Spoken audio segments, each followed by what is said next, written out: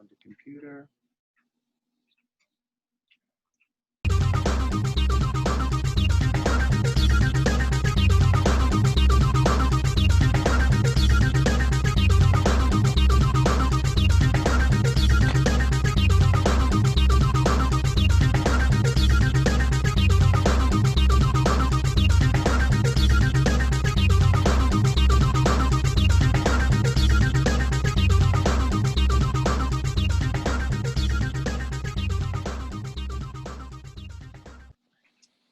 Ladies and gentlemen, welcome back to Stir the Pot. It's season 2. We're back. That's right. I'm your host, Greno, and I've got Joe Bruno in the house tonight. Joe, what's up, man? Hey, man. How you doing? I'm doing Great to be here. Great to have you, man. We're super excited for you to kick off the second season here of Stir the Pot.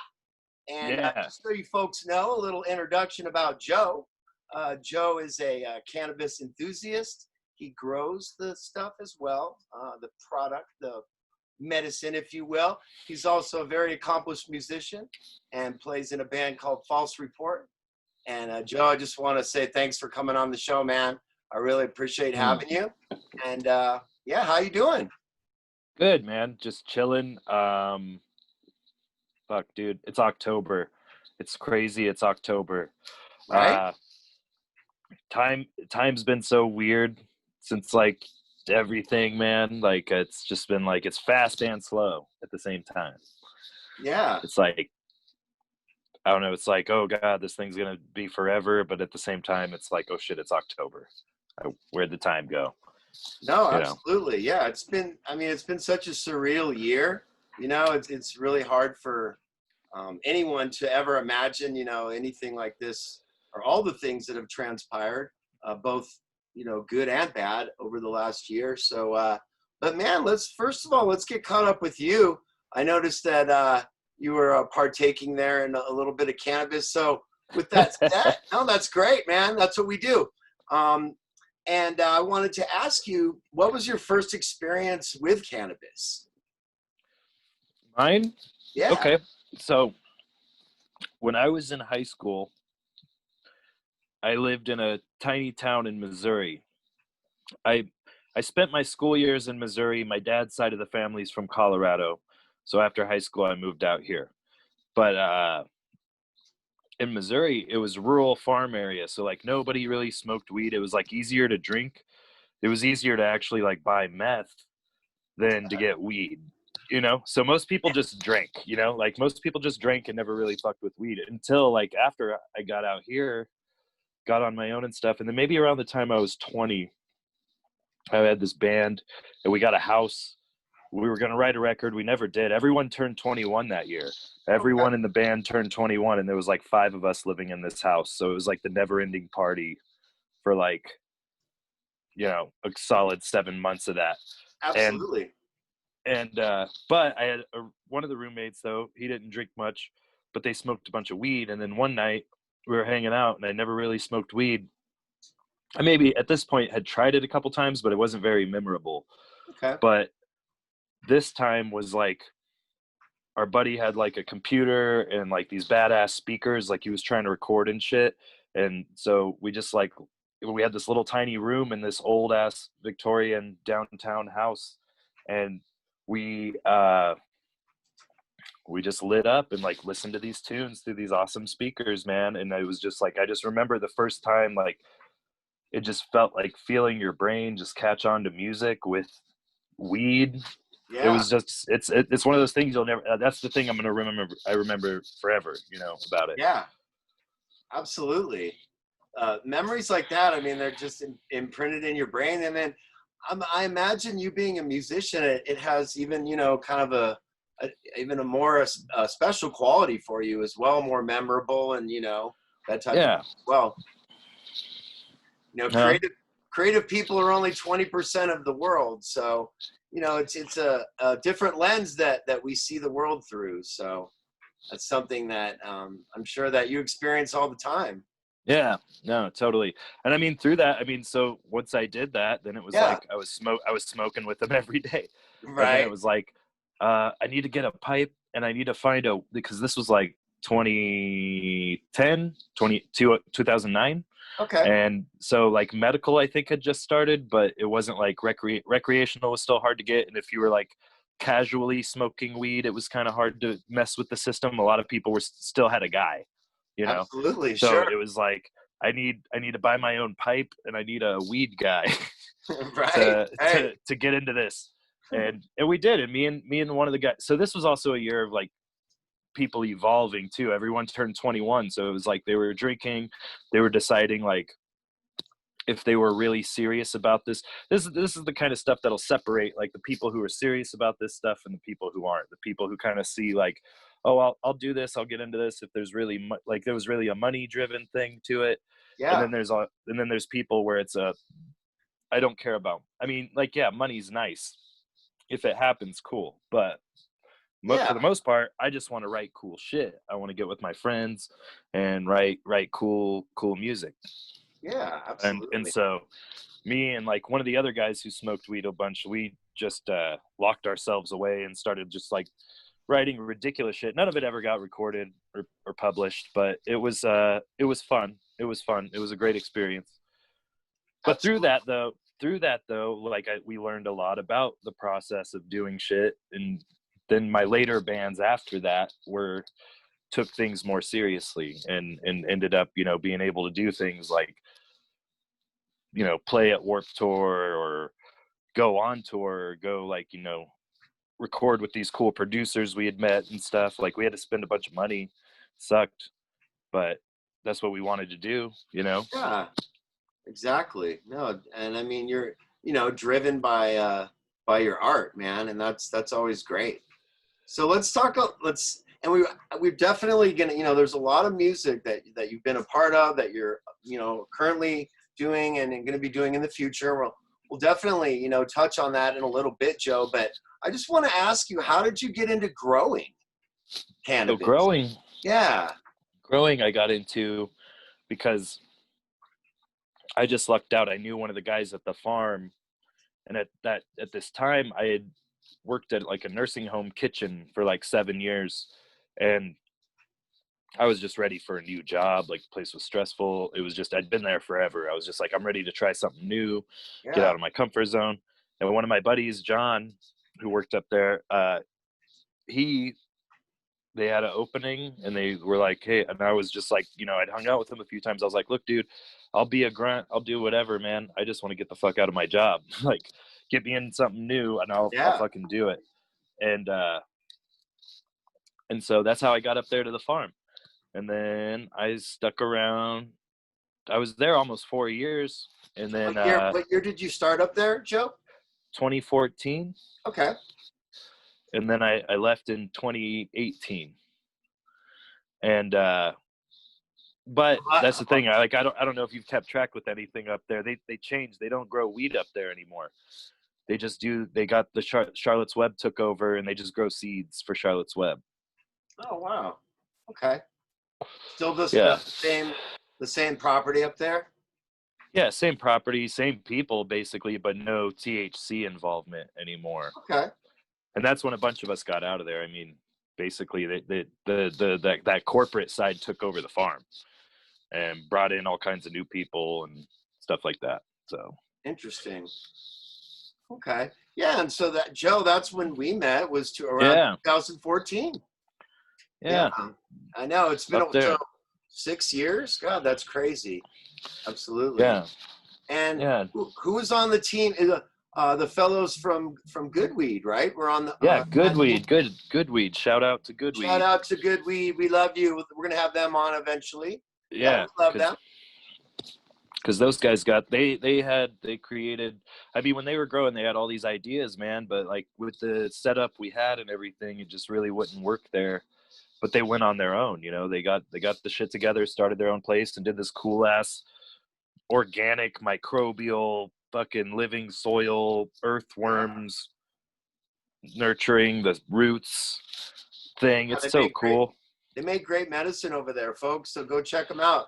Goodweed. They're just off Nevada, on the south side of Colorado Springs, and great folks. Yeah, Joe, I just ran into Kale.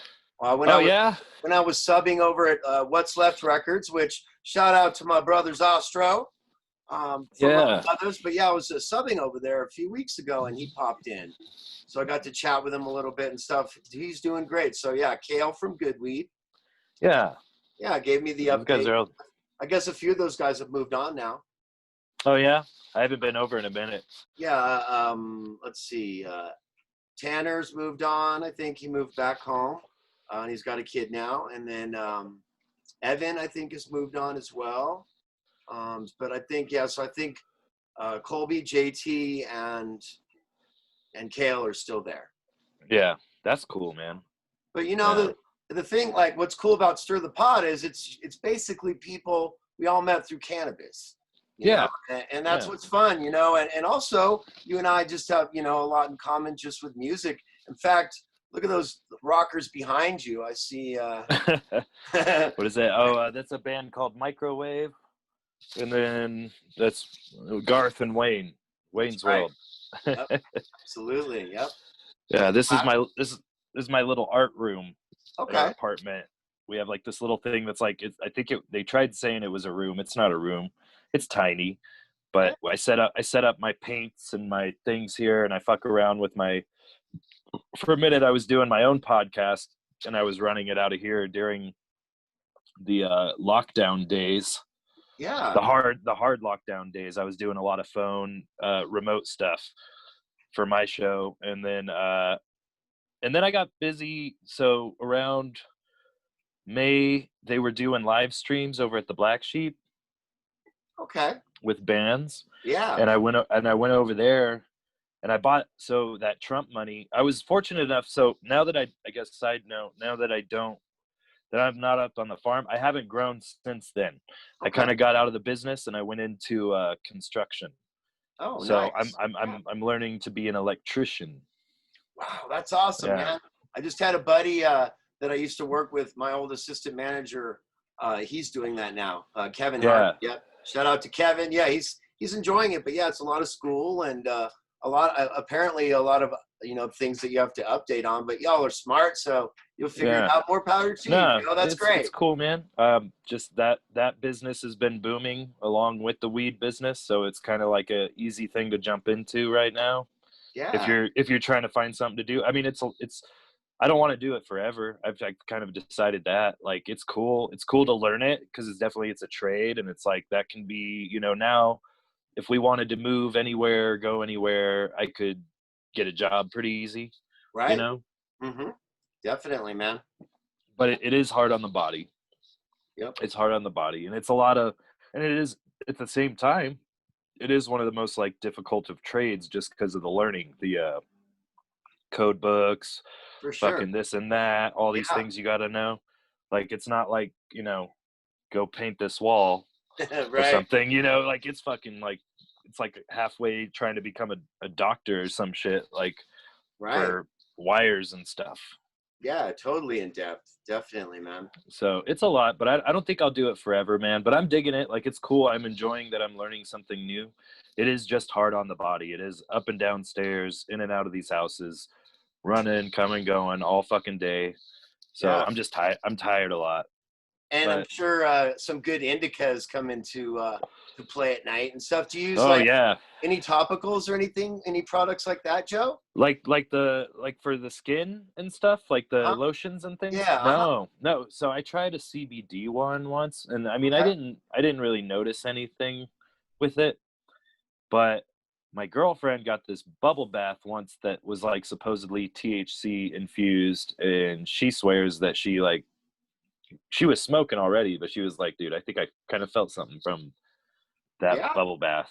Yeah, those bubble baths tend to be very effective. I remember Dixie had a one that was a 500 milligram, and you know, you're supposed to maybe 50 milligram cap. I think I dumped maybe half the bottle in there, because you know, I like to live dangerously with my my topicals and my edibles. What about edibles, Joe? Do you partake in those much, or are you mostly a smoker? I'm mostly a smoke, and to be specific, I like to smoke bowls. I've noticed that I'm not good at smoking bongs. like the high gets too intense sometimes. Maybe it's the sativas or whatever, Sure. or the indicas, depending, you know, but just that something about the bong, taking it in that manner, I just get too lit. And then so edibles and joints also. I can only take like a couple rips off a joint, and then I get like super crazy, not crazy, but like fucking high. Right. And like, so I just like to hit a bowl. I just like to rip a bowl, hit it at my own pace, fucking put it down, you Yeah. know, hit it again in a little bit.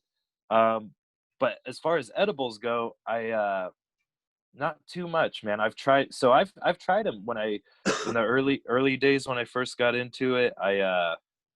Into the Before I was growing, I got my medical card back in like 2012, and I was going to all the stores and trying, and this was 2012, so this was like we still didn't know what we didn't know Right. about measurements and Sure. shit. Like there Yeah. was a whole thing. You remember there was a whole thing going on with like Yeah.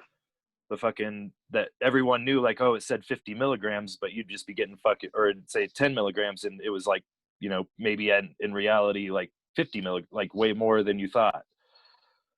So Or it's way less. or way less. People would be like, I don't feel shit, and they just taking them Yeah. and taking them, you know. Mm-hmm. And but I've tried a few products. So a memorable story that kind of kicked off the direction that went was I had friends in town from out of state. They were on vacation, and I knew this dude at Cave of the Winds that was like, yeah, anytime you want to come by, man, I'll get you guys hooked up and whatever. And I never really cashed that in, and until like these people were in town, and I was like, hey, man, I got these people in town. We could, you know, I could get me and a couple friends in and check it out. It's like, oh yeah, cool, man, just come by. And so I went to the store though, and I was like, well, they're in Colorado. Weed had just gotten legal, but it wasn't in stores yet. But I had my medical card, and I was like, fuck it, I get some edibles, and we'll take them and go on Cave of the Winds. And this was like my first time ever taking them, I think. And I think I was at the store, and I think it was in dispensary was where I got them. And there was like several, and I don't know what it was, dude. It was these cookies. It was like this cookie thing, and it said there was just like, you know, 10, 15, 20, 50, all the way up to like 200 or whatever at those times. And it said, and I was like, yeah, 50, whatever, you know, first time doing it. I didn't really ask many questions. I was Yeah. just like, yeah, fuck it. That doesn't sound that bad. And compared, you know, if it goes all the way to 200, 50 is probably Right. a good starting Right. point. And Exactly. so we took the cookies, we got in, and we went on the lantern tour. The lantern tour is where you get like a little candle lantern, and you go down and it's all dark, no lights on, but Yeah. everyone's candlelit. Mm-hmm. And we're going, and I mean, and this is probably like 30 minutes after we took them, and we finally get into like the bottom of the cave, like in the depths of the darkest, lowest areas, and the shit hits like a ton of bricks, man. Like 1 minute I was fine, and then like 1 minute I was not. Like, you know, it's just like that's kind of how edibles roll. Is like Yes. you don't feel them till you feel them, and then when you do, Yes. you're feeling them all the way, especially if they're stronger to your tolerance level. Like, Yeah, you come on to edibles more, you know, it's like a feeling that kind of eases on, or like you said, kind of hits you, like a ton of bricks sometimes. And then yeah, sustains where, you know, smoking, you get pretty instantaneous, you know, feeling from it. and it's not that So but go ahead. it's not like a body intense. Like the feeling of strong edibles is like almost kind of like a, you don't want to be anywhere, man. You don't want to be around people. You don't want to be around nothing when that's going on. And at least in your first time, I guess, if you dabble into it longer, I'm sure you build a tolerance and know your Yeah, parameters right. with it. But no, so this shit happens though, and I'm at the bottom of this cave, and all of a sudden it's this like part of the tour where the lady's like, okay, we're all gonna blow out the candles to see how dark it is in here. And I was like, oh fuck.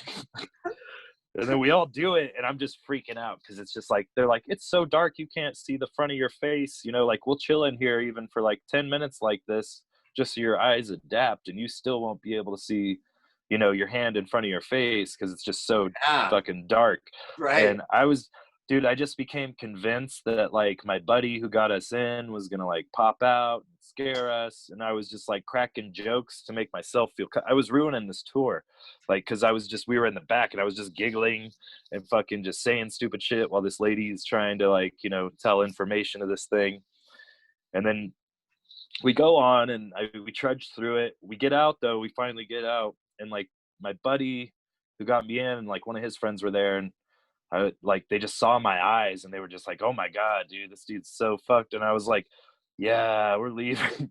And I turn around, dude, and it's like we're in the gift shop and there's all these things and tables and stuff everywhere, but there was this one kind of out in the middle, and I turned and I hit a bunch of shot glasses, and I Oh, just like hugged the rack, and all these dudes ran up who worked there like and tried to like turn and salvage the ones that didn't break on the ground. And I was just like, "Oh, I'm so sorry." I offered to pay. They were like, "No, it happens every day.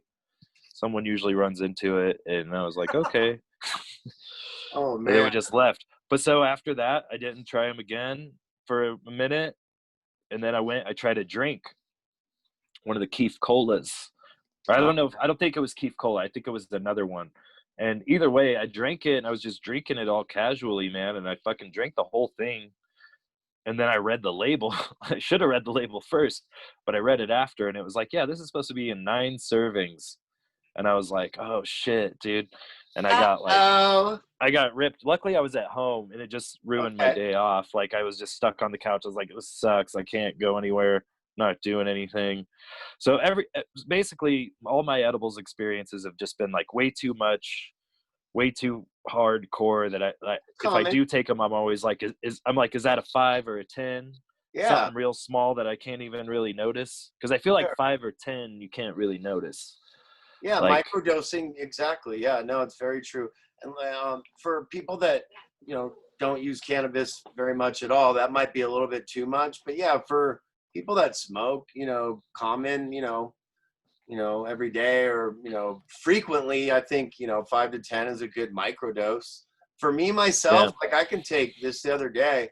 I had 200 milligrams of some sativa gummies or really?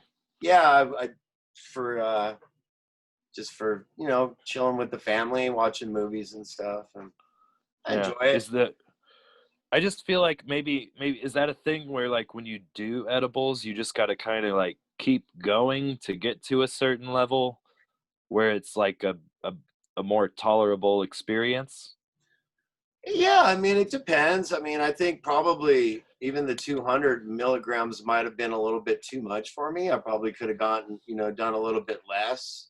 But I know anything more than that would have been like I would have ended up falling asleep or something like that. And that's the one thing, as we both know with cannabis is that, people, you don't overdose. I mean, your body Yeah. is going to you're going to fall asleep, and it's something that I think is honestly a blessing and again, but at the same time, for people that have these edible experiences like you have described, so many Yeah. patients that have told me, at bud tending that it's either didn't work well enough or it worked too well. And yeah, you got to kind of find a balance, and it takes some time. And sometimes it's just a lot easier, the portability of smoking or using it in a different way, I guess, for folks. Yeah. No, it's yeah, it was crazy, man. It was fucking nuts. But And yeah. then later, I have another story. Oh, good. No, love Okay, it. so my girlfriend, she works at Altitude Dispensary downtown, Okay. and this was years ago. This is like 4 or 5 years ago. We were at this different apartment, and she had this edible that she got to try out, and um, I want to say it was like 160, but it was chocolates. It was these chocolates that were kind of big, but it was like 160 each. So we cut it in half, and we were like, well, that's like, I don't know, 80 each or something. Yeah. And so we were like, yeah, fine. So the plan that night was, it was summertime. We were going to walk. We lived downtown. We were going to walk to the Zodiac for a show. And we had some friends playing at the Zodiac, and it was like Friday night, fucking busy, people out. And we took it and we walked, and it's about a mile from our place, so it was just a good, nice summer night walk. And we get there. By the time we get there, I mean, the walk took like, 20-30 minutes or so. Mhm. We get there, we're like doing ID check, paying at the door, and all of a sudden the shit just like fucking hits hard. And like I'm like, I think I'm gonna be okay. We go get a beer, and then we just go straight to the back patio out there. And it's like Friday night. There's all these fucking people. Everyone's partying, hanging out, talking. And I don't know. On edibles, you kind of get this weird, like, heightened sense of sound. Like you just hear, like, if you're in a packed place with a lot of shit going on, people talking everywhere, it's like you were hearing everyone's conversation at once. And it's just like crazy experience. And we were just sat out back, and we were just like, we are so fucked. We should probably get a ride home. Like, and so we just straight up left. We got a ride home because it was just like too much. It was just like, fuck, we went out and we never really done things like that, and it was just too much being in a like loud Friday night environment. Yeah. It was like, had to go home, chill. But the other thing though is I may have felt like that then, but I always, even though those worst times, I felt like $1,000,000 the next day. I Oh, felt like really good. Like I felt okay. really refreshed. Like I feel like medically it did, like, because it works like this kind of reliever. Like it felt like the next day it was just like my body felt good, everything felt good, but I wasn't high anymore. Yeah. But that was a noticeable thing. Like as bad as it can. So like you get wasted drunk, like you feel like shit the next day, but you get fucked up on some edibles, you're still feeling pretty good the next day. Yeah. So Joe so Bruno it's not feeling bad. refreshed Yeah. on Stir the Pot, baby. Yes. We're chilling with Joe. This is a great show, Joe. Appreciate you coming on and kicking off the second season. So Yeah, man. what strain are you puffing on there? Start. It is a hybrid indica, and I'll be honest, I do not know the name because we got like 3 jars of stuff sitting out in my living room, and when I was Okay. getting ready, I just kind of like was multitasking, Yeah. like loading this while looking over to try to find like my iPad charger. Yeah. So I do not know, but I trust it All good. because that's my thing too. Is I really only smoke in the evening. I Okay. can't. I'm not really good at like smoking at work unless the job really calls for it. Sure. But because the job I'm in now is just, there's just so much shit, so much stress. Like it's just like the last thing I need is like if something went wrong and I was fucking high, you know, Yeah. like because things go wrong all the time out there. And Sure. so I just don't during work times. But I get home and I, take care of my business, do my chores, and then as soon as I'm chilling, relaxing, I'm hitting a bowl. Or lately, that's in normal times though. Lately, I've been going to the Black Sheep a lot and like having a beer and giving them money to kind of stay afloat because they're open right now, but just as a bar, like they're not Yeah. really able to do shows right now. Right. Yeah. And Everyone go and support when you can head down there. Definitely. support anyone, man. Any Oh, fucking venue yeah, for sure. going through this Yeah. shit. No. Any venue, like if you love live music, man, you see some bar, you may not agree if they're like trying to do live music or whatever, but just throw them some bucks online or something, and Yeah. or stop by, have a beer, and go outside Yeah. if they have a patio, if that makes you feel better. But anything you can do to help these people, man, because this is, dude, nobody's there, nobody. So this is the thing with the fucking live music.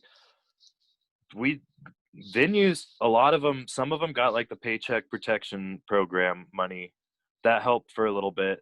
That's largely all gone now.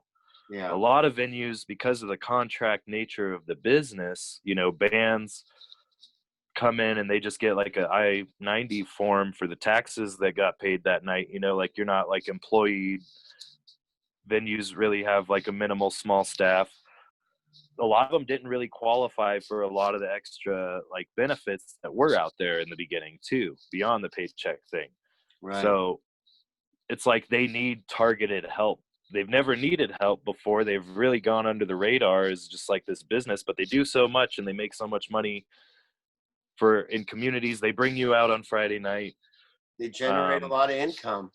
you know, and on, like, you're going out, you're going to catch a show, you're probably going to catch a beer at the place next door, or you're going to go eat at the restaurant nearby. Like, it's a whole thing happening. But with live music largely not happening, it's like they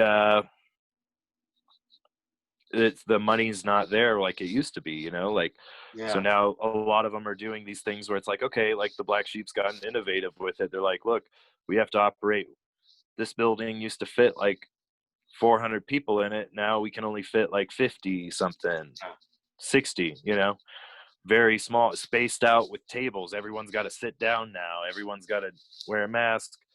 uh Luckily they just got like a patio permit though, so like you could go out, you could take your drink outside now and like hang out outside if you want. It's Yeah. getting colder and that sucks, but they've been doing it a couple months now. Hopefully they can keep staying open, nothing gets more crazier. Yeah. But Um, no, I've just been spending all my time there. When everything went down, they decided to remodel a bit and they repainted the building. I don't know if you caught that, yeah. but they got the Saw whole some new painting out pictures. there and Yeah. stuff. It's awesome. Yeah. I went out to take some pictures of the designer guy working on it one day, and then like me and him smoked and ended up just bullshitting about art and shit. And I was just like, dude, fuck it, man. Give me a fucking roller. I'll help you paint this shit. Like, let's work on this.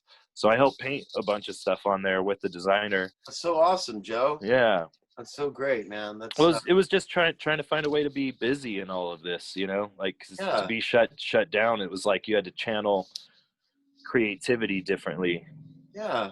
And Joe, one thing I just wanted to bring up that I saw that you had posted a very thoughtful post to musicians and to non-musicians, and basically you were basically saying that the music industry, and especially on the levels of like your Zodiacs, your Triple Nickels, your Black Sheeps, and places like that, and like how none of this industry has ever asked for anything from anyone, and as well as I do, bands sometimes minimally get paid, if at all, and so when people kind of reached out for the first time, to say, hey, Mm-hmm. let's get some funding. I mean, I just really struck me. I was really happy that you said that just the fact that we've never asked for anything, Well, no, we're not corporate bankers. We're not No. fucking airlines. We're not these people who get subsidized. But you know what? America makes rock and roll. America makes hip hop, Yes. EDM, experimental. We are a huge exporter. So even the people who end up doing good and making money off of this end up becoming huge exporters right there next to oil, Sure. gas, whatever bullshit. All these people who get government help all the time, government always in their fucking way helping them do this or that, you know. But the Sure. music industry's never. We've been a simple business of fucking, you come play some shows, you bring your people out. It's like the movies, but Yeah. on like a local and middle and bigger level. Like, there's several levels you can be in it, and a lot of them rely on local people trying to build their talent in their local club, to get out there to play with people and do things. But that's the thing, like that. But I feel like we're also like fucking political targets. Like, I feel like um Trump administration, pretty much every musician, every band that he's ever played a song by at his rallies has like sent a cease and desist to him. I You know. know, I so know. he's Tom he's not Petty, he's not Neil he's not Young. I know. he's Yeah. not popular in the music community, but he's petty, So I feel like us asking for help, like, we're gonna be the thing that they decide like was not worth spending money on, next to the airlines and the fucking banks and Wall Street. Don't whatever. forget about those boys. Yeah, yeah. They already So, got their money. So. but we're not. I mean, it is a chunk, but we're not asking for like trillions. It is going to be a lot. It's a crisis, but like, America makes art. We sell. It's a huge part of our identity here. It's a huge part of our uh, economy. People want to shit on musicians and celebrities and artists, but it's like they made self-made money. they put out a product that was theirs and they got popular and people bought it, and that's an honest business, you know?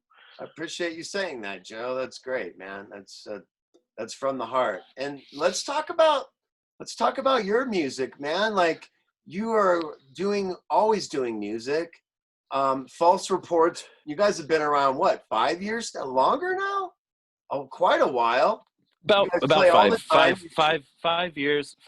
And then like me personally, I've been in other bands beyond that. This band Why They Fight, we've been around Yeah. since like 2012. And so I've been doing music straight since like 08, 07, 08, Okay. and just like fucking being in bands, playing shows, just as my thing. Like, you know, some people play golf, we play music, you know, and fucking Right. and, like that's our thing, you know. And Definitely. whether and that's beyond that level that I talked about earlier with people where they're like, people saw a money thing and it was like, nah, I'm just going to be a part of this community, and like, you know, if something I do does good, cool. If not, like, I was still putting something out there. I was still existing in this world, you know, Yeah. creating Absolutely. something, you know. Definitely. And but with False Report, we've been so this whole thing's been crazy for us too, man, because since our beginning, like, False Report's been a very busy band. We would play up and down I-25. Like, that was our model, was like, okay, we'd play the Springs this month, play Denver this month. We could probably get away with playing Denver a couple times because Denver's just a different animal in normal times, like the club music Right. scene. Like, Absolutely. you know, a lot of places they'll be like, oh, you should only play once a month or every few months or this or that. Like, Denver's so big that you could play this club on Friday to these people, jump on a show with another band you've never played with, and, you know, you're supporting or opening or whatever, but you're playing to a whole new crowd of people that don't know you because Yeah. it's their people. And you could do that like 2 or 3 times. And Denver's just got like, at one time Denver had more clubs than Austin, Texas. They might still, That's amazing. technically. Denver Denver's got a huge bar scene, and pretty much every bar has a fucking PA, like, you know, venue. Like, and there's just this the system up there of just you got all these hip hop guys, they're playing these hip hop bars. You got all these And punk rock guys. and people go out. You know, it's Well, like no, people go out up there in the I city. remember You know, playing a show at, like, what was it? I don't know, one of the dive bars up there, and like on a Tuesday night, and people started coming to the show at 10 o'clock, piling in and stuff. And that's unheard of. It's, you know, in the Springs, that just does not happen. You show up and you're there, and then that's it. You don't. Yeah. You know, in Denver, you might go to a couple different shows, even in one night. You might club hop. My buddy's playing over here. You know, go see False Report, and then after that, this show. You know, I mean. No, right? totally. I mean, dude, we'd have people at our shows saying that. They were like, "Hey, man, we came by to catch you guys, but we're jumping down Broadway to Three Kings or awesome. High Dive or something." So let's go ahead. Go ahead. Oh, go ahead. No, I was just gonna say, let's do people a little favor now. So for those that don't know the music of False Report, and I know oh, give me a genre. It's not about that. You can describe the music a little bit, and then also let people know how they can get a hold of some of your music, discover it, buy it, check it out, man. Yeah. Okay. So False Appreciate Report, that. our music is so how we all started, our singer was in this band called the Photo Atlas out of Denver that was like, it got semi-national big in the late, they got a deal with like a sub print of Island, and like they were able to put out an album doing that, and got like, you know, they put about 20 G's into advertising for now nationally and stuff. And this was 06, 07 or some shit. So at this time, like, the big thing was getting your music in like video games, commercials and stuff. So they were able to get a song in like one of the random Tony Hawk games, and in Awesome. some Burnout race car game and stuff. So it's like, Yeah. they got this presence from having a couple singles out there in the video game world, and then they were doing things like X Games and Warp Tour. They got these cool gigs, and they were doing that. And then about 2014 or 15, most of the band, I guess, had quit, but the singer was still playing the songs with kind of like a rotation of guys, Yeah. like of just different dudes, and Sure. we did that for like a few months. Did the shows. They had a couple festivals and tours, and we did the tour, and then but in that time we were getting together doing photo outlets. I mean, basically we were just learning songs that were already written. You know, we were hired guns, and we were getting together at practice, but we start fucking with our own shit, like making our own songs, because we'd be like, oh, well, we know those songs, like let's write some cool stuff. And those first batch of songs are what became False Report, because we just decided, like, you know, fuck doing that, like playing these old songs, like let's just run this and always more and make our own thing. Mm-hmm. So we did that, but we were influenced by, like, you know, punk rock bands, pop punk bands, but even older bands like Nirvana, or like I don't know, I'm really into like 80s pop, so I like Whitney Houston and Madonna and shit. Like, you know, Nice. Yeah, that's great. things like that. So I mean, we're all over the place, but we take that to make, like, we want to make like a punk rock sound. Like that's just our goal, is like we try to be punk rock, we'll try to be, but I don't know, people give us this title. Well, someone said it, and then we started saying it, and we still want to get it on a t-shirt, but we're emo for adults, is what we like to say. Okay. Yeah. Yeah, because we're not really trying. Well, we formed coming up in the Denver scene, which isn't like, unless you're playing these big national all ages shows at like the Marquee or the Black Sheep or something, you're playing like 21 and up bars, you know, so the crowd's very different than the shows where the younger people that you would be trying to sell to would be. So we just kind of went with the fact that, like, dude, we're all older dudes, we're making music for older people, like we're not really into, you know, being this or that to care about attracting young people or whatever. We just wanted to be whatever came out naturally too, like whatever we wrote. And we got on this mode of like fucking shows all the fucking time and recording all the time. Like, we've been a band 5 years, and we have 4 EPs that we've done, four things we've gone in this. We try to do it once a year. Yeah, that's like our schedule. We just became like, once we did it the second time, and then the third time, we were like, fuck it, dude, let's make that our thing. Like, let's be putting out the most music as quick as we can. Because some people, you know, people get into like, oh, we're gonna take a year, 2 years, you know, they really wait. And we just feel like we just got this drive to like make this set of songs, learn this set of songs, play this set of songs, immediately start writing new songs to start replacing those songs. And that's how we've done it. You can see growth too in their EPs, man, just from being a listener, man. Definitely each one gets better, you know, so just thank you. From my standpoint, yeah, I dig it. You know, I like you guys. And so yeah, are you guys on, so let the folks know, are you on Bandcamp? How can they access it? We're on Spotify, Bandcamp, pretty much anywhere on the internet you want to find us. We've tried to be accessible in the digital age. Yeah. So we post pretty frequently on Instagram and Facebook. Not lately. This whole quarantine shit, for being in a band, it's been just such a fucking, so this, like, I'm sorry I cut off that segment there, getting into my shit. But that's where you can find our music. That's where we're at. Yeah, pretty much everywhere. If you're on Apple, if you're on Spotify, wherever, we have a distributor that puts us out on all these things. Perfect. On the internet. So yeah, folks, check them out. We're available. And Joe's an awesome drummer. Oh, thank you. Joe, we got to do a project together, like some kind of drum. Yeah, no, I was actually listening to what's your new thing you just put out? I just found a link on Bandcamp. It's a 3-song EP that I did, just Greno. That's my solo stuff. And then Greno, yeah. I just play all the instruments and, you know, drums. No, it was cool. It was trippy. It was cool. It was fun. I had a good time. Awesome, man. No, cool. that means a lot. But yeah, I'd love to do something with you in the future, man. Let's get some drum centric thing going. Yeah, that'd be cool. A lot of drums, a lot of bring in a percussion arrangement, Exactly. dude, that's what I want to. So that's the thing too. Like the last EP False Report did, Mm-hmm. we were getting way more into like throwing in these random tambourines and like shaker sounds and shit in the background, and it's like Yeah.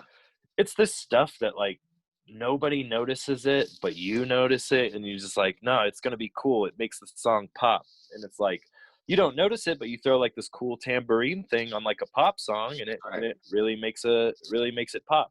It's that It's just salt this, pepper, yeah, right? A little spice right, it up a little bit here, a mm-hmm, little there, season it just right. No, absolutely. Those little percussion elements in songs are key and essential, especially if you take them out. And that's when you really yeah. be like, wow, take out that the vibra slap at the beginning of Crazy Train. What would it sound like? Right. Well, no, exactly, right? Like just someone, when you're in the studio and you're around this stuff, and it's like, hey, man, talking to the engineer, like, let's try this. Let's throw this thing because I heard it on like a old song and I thought it was cool, and I want to Yeah, try it in my way, you know. So we would exactly. do we've been messing with little things like that on this new one though. So we're in the writing. We're figuring out who we're going to record with right now, Sure. and we got like 5 songs. Awesome. So basically, during this whole quarantine, when our practice space was shut down, we started figuring out how to write remotely. Um, so we got this idea. Our guitarist, we all got iPhones, and they got GarageBand on them. And I fucked around with GarageBand a little bit. I was trying to like figure out stuff, and I didn't really mess with it. But we all dove deep into it, into figuring out how to use it for demos. Yeah. And so like my guitarist, he had a song idea he was writing out, and he would play it to a click on GarageBand, Oh, nice. send me the whole song, the parts, and then I would take it and put it in my GarageBand. And I got this little adapter thing I could plug into my iPad to hook up my mixer in my practice spot down here. Uh, that I could put like 2 microphones on my drums, and then play along to the click and the guitar riff that he sent. That's So awesome. it was like I just got to spend like 3-4 hours just fucking going over this thing a million times, just playing it on repeat until like I found the parts that I liked. Yeah. And we did that for like 2 or 3 songs, and then our practice space opened back up, and then we started going back to practice in Denver, because in Denver, this place I practice, I have a room that I rent here with like other bands that I just keep my drums and shit in. But in my other bands here, but when I practice in Denver, we go to a place called the Rocket Space on Larimer. That's like an hourly rental, Yeah. and they got a drum set in there, they got amps in there, they got a PA in there, and you just rent Cool. for like 15-20 bucks an hour, and you bring your guitars, your drumsticks, and you play on their setup, arrange it how you want, Nice, man. and then we just write up there. And then, but that's the thing. So our time as a band, we've always been so show centered and like just writing one song at a time, kind of like over the 6 months we were playing shows. So by that end of the 6 months, we probably got like 3 or 4 demos that we're messing with, 3 or 4 new songs, but we never demoed them out too much before going to the studio. But with this, we've just been trying to find ways to just make shit happen, that we got into this, where we just started doing this, where it's like, okay, send me the file, I put my drums on it, I send it back, our other guitarist puts his thing on it, they put bass on it, and then our singer does the vocals on it. So now we got like almost, yeah, five songs, and we want to record 2 soon, and then get those out by like hopefully by the end of the year or early next year. Yeah. Yeah. Awesome, Well, man. We'll look forward to that. Go ahead. Yeah, keep going. oh yeah, we we're trying to decide who to record with, but I have a friend in California who's got this dope studio, man. It's like 15 minutes from the beach. It's like outside of San Diego, kind of in like this burbish ranch country kind of area. But it's just this studio he's got out there, and he doesn't charge too bad. I mean, probably looking at like couple $1,000 for like a full 5-song thing, mixed and mastered and stuff. And Nice. Yeah, absolutely. and right now plane tickets to LAX are $66 Yeah. because nobody's going. No, So absolutely. It's true. we were thinking about trying to get the money together to go do that, go out there and do it in California for like 2 songs, and then come back. But we don't know yet. We got to get together. We haven't got together in a couple weeks. We've just been mostly, everyone's kind of really zoned in on this demo thing over our phones. So it's like we're making our own recording of tracks over our phones in GarageBand, of like trying to figure out, Yeah. every person taking the song and adding their thing to it and spending time with it personally. Being creative in a pandemic era, man. More power to you. False report, baby. Yeah. Great. Good Oh, it's stuff. fun. Yeah, it's awesome. So It's cool. Joe, It's just so weird. But go ahead. no, Sorry. you're. I don't want to interrupt your thought. Oh. Continue. Oh, sorry, man.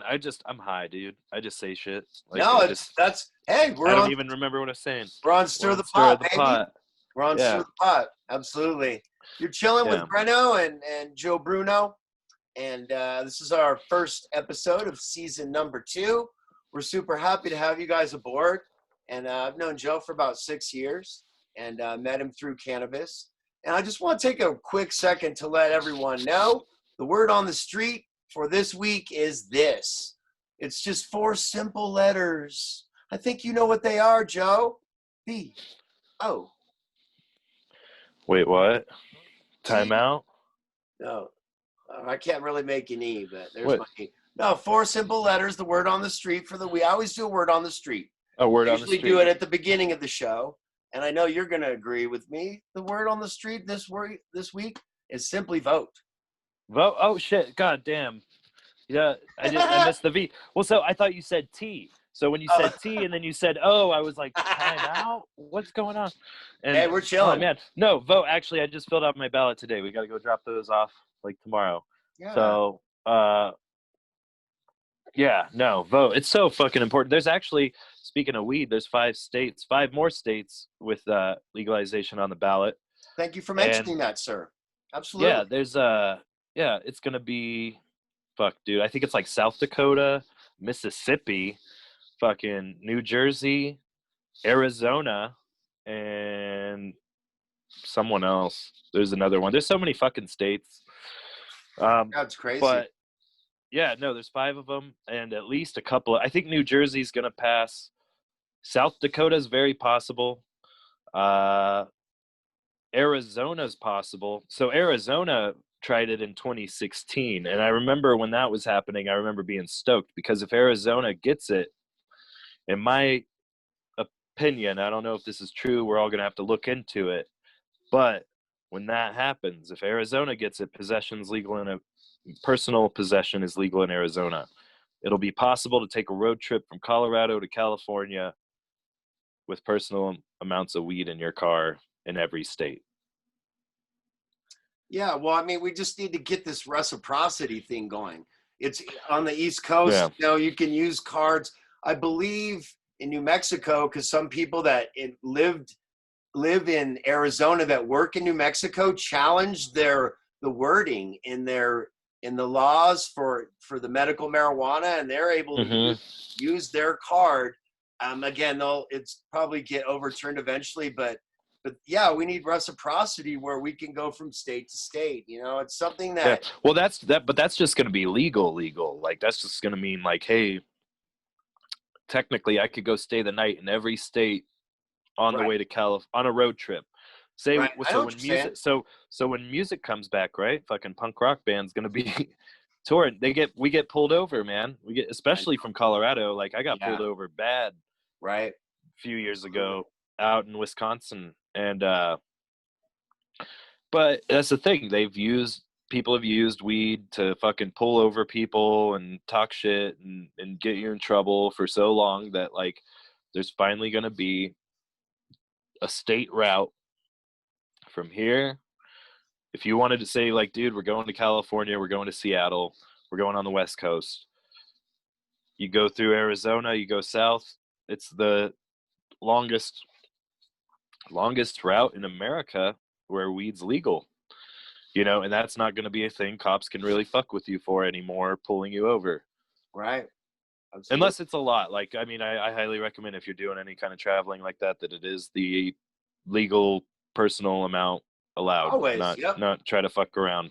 Nope. We always do it legal here on Stir the Pot, folks. Never want to get people in trouble. And we always want to give the correct information as long as we have it to people, you know, and try and empower people. And again, we're also always trying to give a positive slant on the cannabis world because that's why we're here.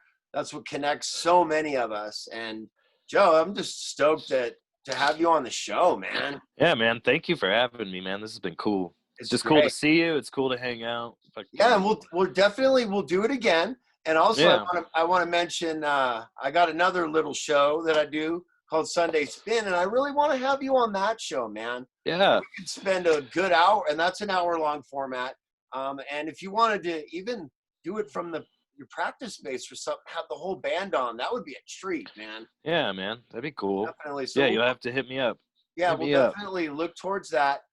So I want you, if there's any shout outs that you want to do, I have to, at the end of the show, I'm just going to tell people about a little opportunity that some people might want a person that is in need right now, some surgery. But while I'm doing that, Joe, if you want to give some shout outs to some folks or something, I'm just going to write on the Stir the Pot board here real quick. Some information. Okay. Yeah, man. Or just your bandmates or your friends or anything. Shout out to Good Weed. Make sure to fucking check out Good Weed. Shout out to the Black Sheep. Shout out to any venue fucking trying to make shit happen right now in these crazy times. Shout out to all of you. Anyone who watched this, shout out to you. And then also remember, I like to say this now when I'm talking to people, it's fucking, if you're in the music world, it's like it's a lot of anxiety. You know, there's some people that have been laid off. There's some people they've lost everything. There's some people, you know, who built careers working in music behind the scenes, whether that's in live sound or production or, you know, moving shit and stuff. And these people have all lost their jobs, and anything you're feeling right now, like, I know it's easy to feel hopeless, but like, you know, it's not your fault that this happened. You know, like nothing you did this to your life. Like you worked hard, you did your thing, and something outside came in and fucked it up. Like, it's not your fault. Because we have had people, I've known more people die from drug overdose and suicide in the last 5 months than from the virus, you know. And I'm not here to say like the virus is real. We are going through this, like it's a fucked up thing, like it's going to take time. But you know, whatever you're feeling right now about the hopelessness, that just remember, it's not your fault. You know, you didn't do that. Thank you for saying that, Joe. That means a lot. And we want people to just stay positive as you can, you know, be creative, you know, try and find something every day to reward yourself just for making it through, you know. And I want to give, just before we go, Joe, I want to thank you so much for being on the show. It's been a gift to have you on, and I can't wait to get caught anytime, dude. But anytime. Before we go on Stir the Pot, I want to tell people about an opportunity. A friend of mine is in need of surgery, and it's a very important surgery. She's in a lot of pain every day, and so I just wanted to let people know if they. She set up a GoFundMe for the surgery, just for the preliminary down payment. It's a very expensive surgery, and so if y'all want to help out, it would be really awesome. You can go to GoFundMe.com, and then you can just type in her name in the little subject matter there. Her name's Lauren Emmons. She's a wonderful person. She's a big supporter of Stir the Pot.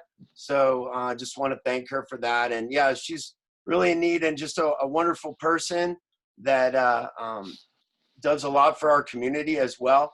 And so, and she's young, so we really want to see her be able to get this surgery, Joe. And again, yeah, Hell yeah. You know, shout out to her and happiness and healing for her family, Joe, for you and your family, for everybody. I want just you guys stay happy, stay healthy. For some of us, stay high. And I want everyone to, right, enjoy the rest of your weekend. Right. You guys can always find us on our Facebook page, Stir the Pot. Joe's got the False Report. You guys have a Facebook page as well, right? Yeah, with Facebook, Instagram, Twitter, wherever you want to find us, we're out there. All over the place. I don't think we're on TikTok yet. I think we're working on that. I don't know what it is gotta yet. Get that going. Also want to do a special shout out to my brothers over there at What's Left Records in Colorado Springs for all your rock, indie, ska, metal, pop, hip hop. They also have jewelry.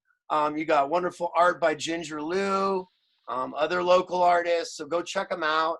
And then we got stirthepotco@gmail.com. If you want to be on a future show, we'll be on next week. It's Halloween. We're gonna have a Halloween special. So Joe, if you're around, maybe you can chime in. And then the week after that, we've got the owner of Mary Jane's Medicinals on. So that'll be on let's see, November 7th. So we may have a different world starting hopefully then, Joe. Yeah, hopefully. Oh yeah, no shit. God damn. It's so hard to think about, you know. It's just like I filled out my shit, I'm going to turn it in. And then I just thought about it. I was like, man, because you remember 2016, man. Fucking that was weird. It was. And this too will be weird. Yep. It'll be fucking like either it's gonna go one way or another. And absolutely. Hope for the best. Hope for the best. So yeah, man. Joe. Thank you so much. I just want to also thank everyone that tunes in to Stir the Pot every week. It means so much to me. All the followers, all the feedback that we get, all the love. It's so wonderful. I want to thank Tony Russo, Vinny G, the folks from Freedom to Rock Granted, the folks from just the Black Sheep. I mean, just everybody. Like I said, much love to Colorado Springs and the world. Thank you guys so much. We'll see you next time on Stir the Pot. And we got some new outro music that I cooked up, Joe. So we'll boogie to that real quick. And yeah, we'll see you guys next time on the flip side. I'm Greno. This is Stir the Pot, Season 2. We're back, baby. We'll see you next week.